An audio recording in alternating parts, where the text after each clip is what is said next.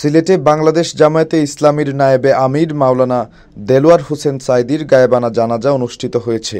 বুধবার দুপুর ২টার দিকে সরকারি আলিয়া মাদ্রাসা মাঠে এই জানাজা নামাজ অনুষ্ঠিত হয়।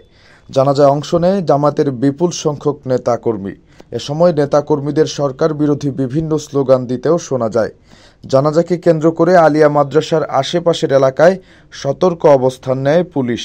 এর আগে জামায়াত নেতা দেলোয়ার হোসেন সাঈদীর মৃত্যুতে বুধবার সিলেটে গায়েবানা জানাজার আয়োজন করতে চাইলে অনুমতি দেয়নি মহানগর পুলিশ। আর পুলিশের অনুমতি না পাওয়ায় সিলেটে দেলোয়ার হোসেন সাঈদীর গায়েবানা জানাজা করবে না জামাত। সকালে এমন কথাও জানিয়েছিলেন মহানগর জামায়াতের সেক্রেটারি মোহাম্মদ শাহজাহান আলী।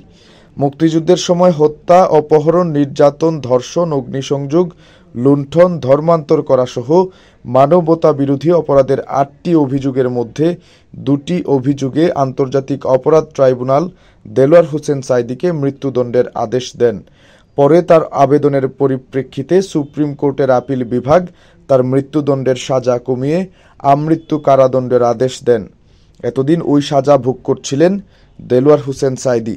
গত সোমবার রাতে বঙ্গবন্ধু শেখ মুজিব মেডিকেল বিশ্ববিদ্যালয় হাসপাতালে চিকিৎসাধীন অবস্থায় মারা যান তিনি।